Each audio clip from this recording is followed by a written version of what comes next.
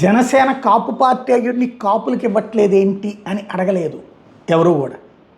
కమ్మ సామాజిక వర్గానికి ఎందుకు ఇచ్చారు అన్నటువంటి పాయింటే ప్రధానంగా చర్చ వచ్చింది. దీన్ని కవర్ చేయడానికి ప్రస్తుతం అది ప్రశ్నించేది వైఎస్ఆర్ కాంగ్రెస్ పార్టీగా సొంత పార్టీ వాళ్ళే.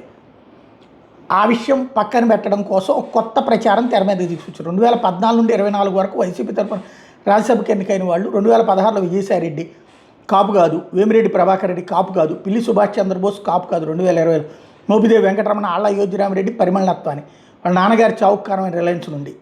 అలాగే 2022 విజయసాయిరెడ్డి రెండోసారి కాపు కాదు, ఎస్ నిరంజన్ రెడ్డి కాపు కాదు, బేద మస్తానరావు గతం టీడీపీ కాపు కాదు, ఆర్ కృష్ణ గతం టీడీపీ కాపు కాదు, 2024 వైవి సుబ్బారెడ్డి కాపు కాదు, మేడ రఘునాథ్ రెడ్డి కాపు కాదు, గొల్లబాబురావు కాపు కాదు, 2014 నుండి వైసీపీకి ఎంతో సహకారం అందించి చలో తుని అనే కార్యక్రమం చేసిన కాపులు ద్రోహి అనిపించుకున్న ముద్రగడకు కూడా ఇవ్వలేదు. ఇది బాగానే ఉంది, కానీ ఇంతకీ మనం ఎందుకు ఇవ్వలేదు?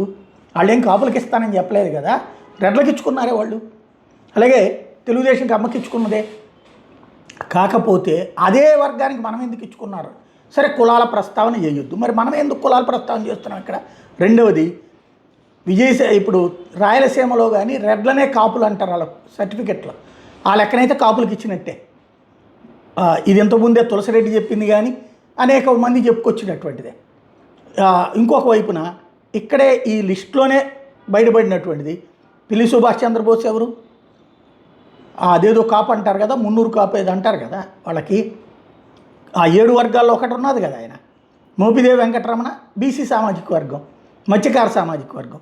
అదే సందర్భంలో బేదమస్తానరావు బీసీ సామాజిక వర్గం, ఆర్ కృష్ణ బీసీ సామాజిక వర్గం, గొల్లబాబురావు ఏ సామాజిక వర్గం అందరికీ తెలిసిందే. మరి ఆ సామాజిక వర్గాల వాళ్ళందరికీ ఇచ్చాడు జగన్. ఇక్కడ మన దగ్గర ఏమవుతున్నది? మనకు ఒకటే ఉంది. ఆ ఒక్కటి ఎవరికి ఇచ్చుకున్నా పర్లేదు, అది బీసీకి ఎస్సీ ఎస్టీకి ఇవ్వాలన్నటువంటి పాయింట్ అనేనే కాదు. ఇక్కడ జనసేన వాళ్ళకి ఎందుకు ఇవ్వలేదన్నది కదా ప్రశ్న. అది డైవర్ట్ చేసుకుని ఏదేదో మాట్లాడితే ఉపయోగమే ఉంది.